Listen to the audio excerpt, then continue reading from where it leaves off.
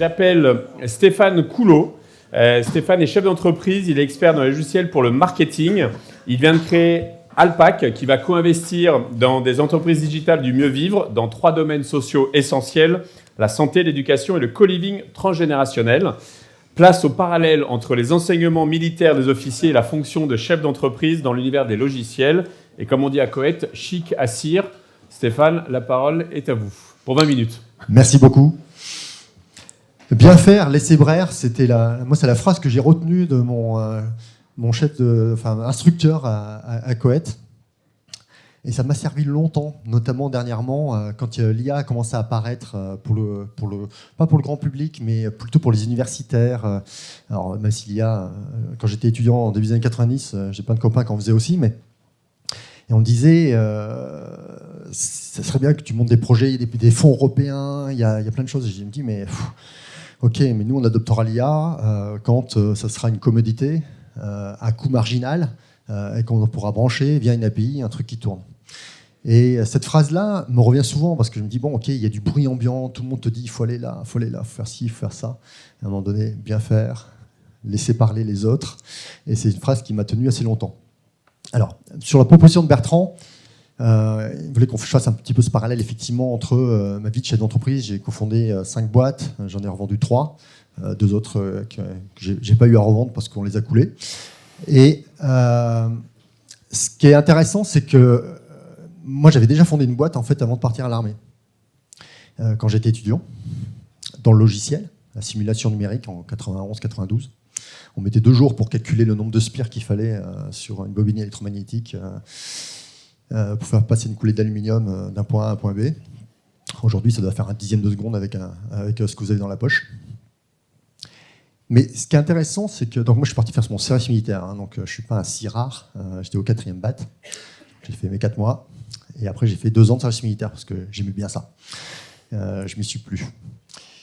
Et j'avais déjà compris dans ma jeune fonction de fondateur et puis de chef d'entreprise, parce qu'on était quand même une dizaine, donc j'ai déjà été confronté aux aléas de la relation humaine. C'était que je ne comprenais pas grand-chose. Je ne comprenais pas grand-chose à mon business model, je ne comprenais pas grand-chose au management, aux interactions, et que j'avais plein de choses à apprendre. Donc j'ai appris de 2 façons. D'abord en allant faire mon service militaire et j'y suis allé presque en allant chercher quelque chose. J'ai trouvé plein d'autres choses que je n'attendais pas. Et puis après, je suis rentré dans un grand groupe américain qui s'appelle Oracle, où j'ai appris le business model dans le numérique et le logiciel. Et ça, ces 2 choses m'ont armé, au sens propre comme figuré. Et d'ailleurs, pour info, quand vous allez dans des grands groupes multinationaux comme ça, franchement, vous avez une organisation qui est tout à fait mini. Vous êtes comme un poisson dans l'eau là-dedans, vous retrouvez les mêmes réflexes, les mêmes sujets. Petite anecdote, moi j'avais repéré très vite en tant que chef de section quand je suis arrivé dans mon régiment que tout seul j'allais pas pouvoir faire grand chose parce que j'y connaissais vraiment rien. Donc j'avais mes sous-offres qui m'expliquaient le métier déjà, c'est déjà pas mal, de confiance. Et puis d'aller voir tous les chefs de service pour les permis de conduire, pour avoir des camions, pour avoir des stocks de munitions, etc. Et ce qui est très drôle, c'est que ça m'a permis finalement de faire mes manœuvres assez facilement, pas avoir le papier qu'il fallait remplir en 3 exemplaires, feuillet rose, feuillet bleu, qui devait passer par toute la chaîne de commandement. Des fois, ça me permettait d'avoir des choses un peu plus vite. Voilà. Bon, bref. Et dans l'entreprise, c'était la même chose finalement. On se retrouvait dans des grands groupes où d'aller voir les gens du support, d'aller voir les gens d'amener une petite bouteille, un produit régional à différents services qui ne se parlaient pas forcément, qui n'étaient pas forcément dans les mêmes immeubles. Derrière, ça permettait d'avoir des infos qui permettaient d'avancer un peu plus vite sur son job. Donc ça, c'était un premier enseignement. De manière plus académique, je dirais que tout se retranscrit finalement, alors dans le monde du SaaS, dans le monde de l'entreprise, je pense que c'est assez universel, dans les valeurs de mission et de leadership. Sans vision, vous menez pas d'homme. Il n'y a aucun moment où les gens vont vous suivre si vous n'avez pas une vision donnée. Alors dans la création de WebMécanique, je vais vous donner la vision que j'ai donnée à ma première alternante, Sophie Panot. Je ne savais pas du tout ce qu'on allait vendre. J'avais créé la boîte, j'arrivais sur Annecy et ça faisait 2 ans que j'avais vendu la boîte précédente. Je n'avais pas d'idée. Donc je m'étais dit, bon allez, je monte une boîte. puis on va bien voir ce qu'on va faire dedans. Et donc sa première mission, c'était de me prendre des rendez-vous pour que pendant le rendez-vous, on ait une petite idée de ce dont les gens avaient besoin. Et si la boîte s'appelle Webmécanique, c'est parce qu'on s'adressait à des industriels. Et on a construit nos premières offres comme ça. Mais la vision, c'était vraiment d'en faire un éditeur logiciel à un moment donné. Or, on démarrait en étant une web agency, comme il y en avait 150 sur la place. Mais l'idée, c'était de se dire un jour ou l'autre, et je l'avais partagé cette vision, on deviendra un éditeur logiciel. Je ne sais pas quand ça se passera, je ne sais pas comment ça se passera, je ne sais pas grand-chose. Mais il faut ma confiance, ça se passera. Et elle a pris ses rendez-vous, et on a construit l'offre, et elle a fait tous les métiers dans la boîte. Elle est même partie à un moment donné 6 mois en Nouvelle-Zélande, et je lui avais dit, rappelle-moi de 15 jours avant, parce que je ne suis pas sûr que tu feras la même chose que quand tu es parti, mais rappelle-moi 15 jours avant, et si tu es toujours partante, je te dirai ce qu'on fera. Et 15 jours avant, elle m'appelait. Je lui ai donné une mission qui n'avait rien à voir avec la mission qu'elle avait quand elle est partie. Et en plus, la boîte avait été 2 fois plus entre le moment où elle est partie et le moment où elle est arrivée. Mais elle a continué cette mission. La deuxième chose que j'ai retenue, c'est que si à un moment donné, vous ne vous engagez pas vous-même, corps et âme, dans ce que vous faites, il n'y a pas de raison pour que les autres vous suivent. Si à un moment donné, vous n'incarnez pas ce que vous dites, il y a peu de chances pour que ça se passe. Et pour que les gens vous suivent. Nous, on a eu un cas à un moment donné de concurrents qui rappelait systématiquement, donc pas un gros major américain ou autre, avec cela on n'a jamais eu de problème, mais un concurrent de taille comparable au nôtre, c'est-à-dire les Lilliputiens sur le marché, et qui rappelait systématiquement, on se connaissait en plus, Intuitive Personnel, on se connaissait, on se voyait, on se parlait, et il rappelait tous les partenaires en disant ce que fait Webmécanique, c'est de l'Adobe, pas leur faire confiance, nous c'est mieux, blabla, etc. Moi j'avais rappelé les dirigeants en leur disant c'est pas correct ce que vous faites, en plus ça sert à rien, parce qu'on m'avait toujours appris dans les boîtes américaines qu'il fallait dire du bien des concurrents, en repérant ce qu'ils faisaient de bien, comme ça mettait encore plus en valeur ce que vous faites bien, et ça vous montre une bonne connaissance du marché. Donc je lui dis ça, il me dit moi, mes commerciaux, tant qu'ils font leurs chiffres, je me fiche de savoir comment ils le font. Alors, chez moi, ils avaient commencé à dire on va faire la même chose, on va rappeler leurs concurrents, leurs clients. J'ai dit hop, on fait pas ça. Et parce que pour la raison que je viens d'évoquer. Et pour l'incarner, j'avais écrit un article sur LinkedIn en citant mon concurrent les valeurs, pourquoi on fait pas, pourquoi. Je l'avais écrit, pas tellement pour l'exprimer au monde entier, mais plutôt pour que mes collaborateurs voient que je m'engageais, je m'exposais.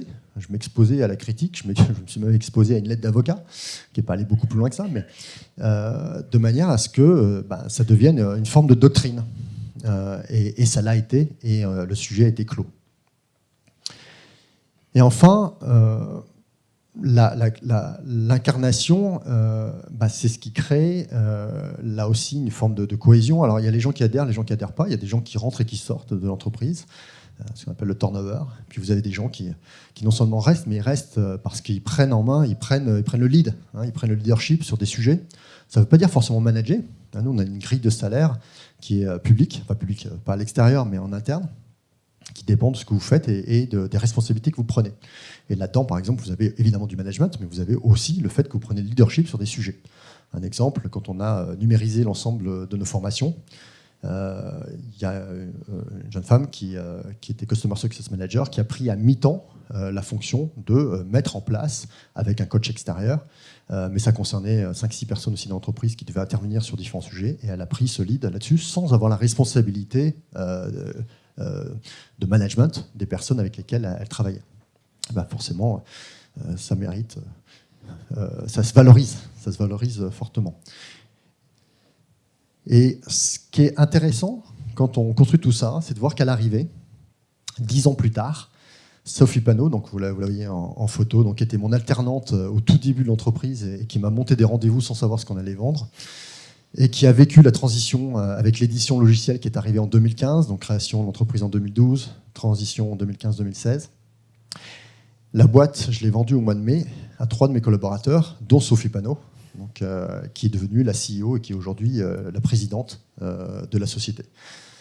Donc, ce qui montre qu'à un moment donné, on peut passer la main à quelqu'un qui est arrivé par le bas et qui, parce qu'elle a pris le leadership, parce qu'elle a adhéré à cet esprit d'équipe, prend le commandement à un moment donné de cette entreprise. Ce qu'on attend, moi ce que j'ai compris aussi de la fonction du chef, bien faire et laisser brère, c'est aussi décider et agir. C'est-à-dire qu'il y avait un de mes associés dans une boîte précédente qui m'avait dit « Stéphane, toi, tu peux tout faire parce que tu sais rien faire ». Alors, je l'ai bien pris, je l'ai pris positivement, dans le sens où, effectivement, comme je n'étais expert en rien, je ne me voyais pas de limite pour faire les choses. C'est-à-dire que je ne m'auto-contraignais pas à dire « Ah oui, mais alors si je fais ça, il va se passer ça, ça », parce que j'en savais rien, aux innocents les mains pleines. Et je trouvais que c'était un peu ce qui s'était passé quand j'avais pris ma première section. Je suis arrivé là-dedans, après 4 mois de formation militaire hyper rapidos. Beaucoup de nuits blanches, mais à part ça, le métier lui-même, je suis arrivé dans un régiment de trains parachutistes, il fallait empaqueter du matériel et le pousser par la tranche arrière ou sur les côtés. Bon, techniquement, je savais vraiment rien faire. Et pour autant, il y a des gens qui avaient des plastrons, comme il y en a certains dans la salle, avec beaucoup d'images, et qui, eux, avaient une très très forte expérience. Et t'es aperçu qu'effectivement, ce qu'on attendait de moi, c'était tout simplement de décider et d'agir, c'est-à-dire de prendre des décisions et de faire, sans pour autant usurper le fait que je ne savais rien. Je pouvais tout à fait dire aux gens, dis-moi comment ça se passe, quelles sont tes informations, donc collecter l'information, collecter l'expérience, mais pour décider. Et les gens vous regardent pour décider. La solitude du chef, comme on dit à l'armée. Et on le retrouve tout à fait de la même manière dans l'entreprise quand il faut faire des choix stratégiques. J'ai parlé du choix de l'IA à un moment donné, le bon tempo, le choix sur comment on réagit face à des concurrents qui se comportent pas forcément avec des valeurs qu'on veut incarner. Et tout ça dans un terrain où il y a une forte incertitude. Où de toute façon vous n'en savez jamais rien quand vous prenez une décision, c'est-à-dire que vous avez très peu d'informations, mais c'est déjà bien ce que vous avez, mais derrière vous ne savez pas vraiment, c'est en faisant que vous allez voir d'autres choses se passer. Et on retrouve la même chose en entreprise. Alors moi c'est marrant parce que des fois j'évoque des choses un peu militaires quand je parle aux gens, je leur dis mais on peut prendre le temps qu'il faut pour briefer. Avant, on peut poser autant de questions qu'on veut. En revanche, pendant le temps de l'action, on ne se pose plus de questions, quoi. Pendant le temps de l'action, on agit. Alors je prends quand on monte à l'assaut, le fait que la section d'appui, si elle doit être là à 9h00, il n'y a pas le chef de groupe qui décide à tout le monde « Ah non, ça serait mieux si on se postait plutôt là, si on y allait plutôt à 9h010, enfin à 9h10 ». Là, c'est la même chose dans l'entreprise. Et donc, il y a une forme de discipline à avoir en permanence dans l'exécution, qui n'est pas si évidente, parce qu'autant c'est très structuré à l'armée, autant en entreprise, plein de gens qui commencent à dire au moment de l'exécution, ah mais non, mais si on faisait autrement, là on agit, là on exécute le plan tel qu'on l'a décidé collectivement, et on fait des kick-offs tous les ans, maintenant 2 fois par an, pour discuter des sujets qui peuvent poser problème, mais après on exécute, et ça n'empêche pas d'avoir de l'information sur ce qu'on pourrait améliorer, sur ce que si c'est pas bien passé, mais on en rediscutera au débriefing après la période d'action. Et enfin, on est quand même dans des entreprises qui vivent des mutations technologiques dans tous les sens. Alors même si fondamentalement les métiers qu'on fait restent relativement constants. La relation client, on fait les choses avec des technologies beaucoup plus modernes aujourd'hui qu'il y a 30 ans. Mais enfin, un CRM, fondamentalement, ça reste un CRM. Ça collecte de l'information de manière différente, mais ça reste de l'information sur nos clients. Qu'est-ce qu'ils ont fait, qu'est-ce qu'ils ont acheté, c'est quoi leur centre d'intérêt, etc., etc. Et pour autant, vous êtes toujours bousculé en permanence par des nouveaux concurrents, des nouveaux entrants. Vous faites des levées de fonds. Quand vous démarrez une entreprise, je fais la métaphore par rapport au décollage, c'est par rapport à l'aviation. Les moments les plus dangereux dans l'aviation, c'est quand même quand vous décollez, quand vous atterrissez, quand vous êtes en vol. Il y en a qui font du parapente, quand on se prend un trou d'air, même si on chute de 100 mètres d'un coup, si on est à 1000 mètres, c'est pas très grave. Si vous êtes à 100 mètres du sol, vous crachez. Donc c'est un peu pareil avec l'entreprise. Quand on démarre, on a peu de fonds en général, pas assez de capitaux propres. On est sûr de rien. Nos fonctionnalités, elles sont un peu en carton-pâte. Donc il y a plein de choses qui marchent parce qu'il faut les tenir un peu à la main. Et pourtant, il faut tenir, il faut y croire, il faut convaincre en permanence. Et c'est ça le rôle. J'aime bien notre camarade Mike Horn, Je crois qu'il a une petite expérience militaire à l'âge de 18 ans en Afrique du Sud, notamment en Angola, mais au-delà de ça, il exprime que si vous avez 5% des informations quand vous prenez vos décisions, ben, allez-y, parce que de toute façon, vous n'en aurez jamais plus tant que vous restez en laboratoire, tant que vous restez autour de la table à discuter. Tout le reste vient après. Et c'est en faisant que viennent les problèmes et qu'il va falloir les résoudre. Pour autant, il y a la stratégie, et puis il y a le terrain. La stratégie, on peut la fixer. Après, il y a la réalité du terrain, ce qu'on rencontre en cours de route. Dans le logiciel, rien n'est parfait. Les clients, tels que vous avez supposé, vous avez beau faire des tests, etc., sur des micro-segments, ils ne réagissent pas toujours de la façon dont vous l'avez attendu. Quand je dis réagir, c'est utiliser votre solution de la façon dont vous pensiez qu'ils allaient l'utiliser, la synchroniser. Les gens qui ont été formés qui s'en vont. Enfin, il y a plein de situations sur lesquelles il faut s'adapter en permanence. Et pour ça, il faut des gens hyper entraînés. Mais il faut aussi garder une forme d'éthique et de responsabilité, c'est-à-dire que dans la façon de se comporter face aux problèmes, on a et l'entraînement qui nous permet donc l'entraînement, c'est des routines, c'est des process qu'on met en place, mais également une conscience de ce qu'on accepte et ce qu'on n'accepte pas à un moment donné. Quand je parle de responsabilité, c'est qu'à un moment donné, il nous est arrivé de couper avec des clients importants, notamment au début, tout simplement parce qu'ils ne se comportaient pas de façon... des gens qui insultent des gens au support, ou qui exigent, etc. Et à un moment donné, c'est toxique. Et quand c'est toxique, il faut protéger ces hommes, ces femmes avec lesquels on travaille, pour leur permettre de travailler dans de bonnes conditions. Et on sait très bien qu'un seul client... C'est comme dans la vie, vous croisez, faites un Paris-Lyon, donc vous allez croiser des centaines de milliers de voitures sur votre parcours, et puis celui qui en est un, en général c'est plutôt masculin, qui vous fait une queue de poisson et un beau dos d'honneur, et ça vous pourrit votre journée, voire les 2 jours qui suivent. Et vous avez l'impression que tous les Lyonnais conduisent très mal ce jour-là, pour un. Là, c'est un peu pareil. Donc, il faut apprendre à couper très rapidement ce genre de client, ce qui n'est pas facile. Des moments où vous avez un trou de réseau aussi en parallèle, donc des moments un petit peu durs. Mais ça, c'est aussi une éthique qu'il faut avoir pour garder l'équipe soudée autour de l'objectif. Je terminerai sur l'innovation et l'adaptation. Évidemment, sur le terrain, on doit s'adapter en permanence à la situation. Il y a ce qu'on avait prévu, il y a ce qu'on connaît, il y a ce sur quoi on s'est entraîné. Et puis il y a ce qui débarque souvent sans qu'on l'attende trop. L'IA, on entend parler depuis des décennies, mais il y a un moment donné, blam, c'est accessible à tout le monde, à un coût marginal. Et là, tout le monde vous dit, et vous avez quoi? Vous faites quoi là sur l'IA? À ce moment-là, il faut s'hyper adapter. Mais je crois, encore une fois, sans précipitation, bien faire. Et je prends l'exemple sur Webmécanique, donc sur les solutions de CRM, Marketing Automation. On a mis l'IA sur des fonctionnalités qu'on avait déjà. On a branché Mistral, qui est une solution qui tourne via une API. Donc on n'invente rien finalement.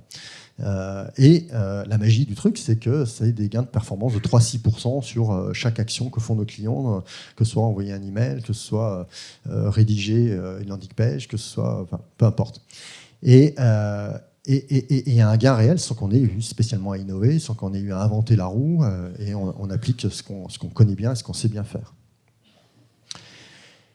Et tout ça parce que on se forme en permanence. Moi, j'avais appris autant de l'armée que de chez Oracle. On avait des temps de formation extraordinaires.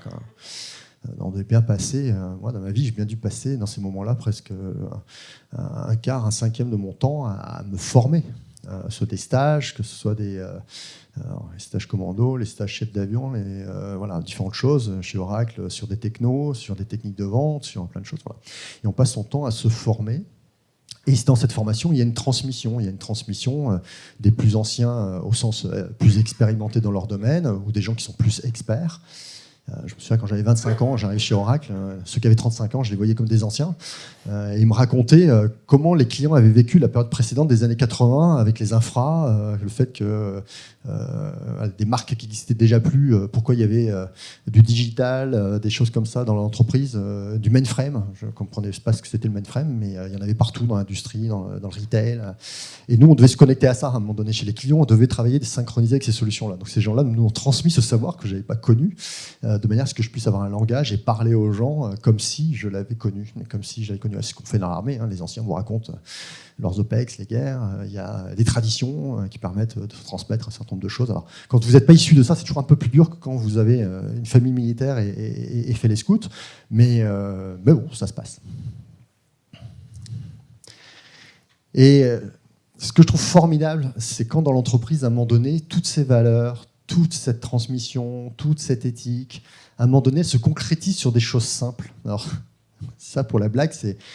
Bon, je suis un peu fan de Jacques Chirac, paix à son âme, mais voilà, donc je saoule tout le monde avec ça. Et j'avais ce fameux thème de on est en compétition, mais on est aussi en coopétition. C'est-à-dire que la compétition nécessite aussi qu'on se parle et qu'on parle à nos concurrents, qu'on parle, voilà, hein, comme on dit, la diplomatie, c'est parler à ses ennemis. L'armée, c'est le bras séculier de la diplomatie. Donc, à un moment donné, on a beau se battre sur le terrain, il faut aussi se parler. Et c'est ça que les conditions de la paix, c'est aussi la faculté à se parler. Et dans le business, c'est la même chose. Et ce que je trouve formidable, c'est que c'était mon cadeau de Noël, un Noël, je ne sais plus en quelle année, où il m'avait fait ce petit message. Donc, je vous lis.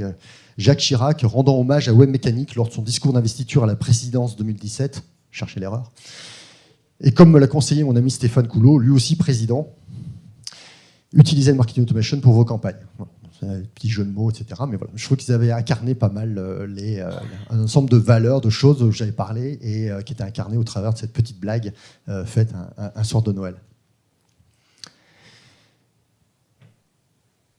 Pour terminer ce partage, je dirais que ce qui est tout ce dont on vient de parler, c'est universel. On le retrouve partout, on peut le retrouver dans les valeurs du rugby, du sport en général, dans la vie de tous les jours.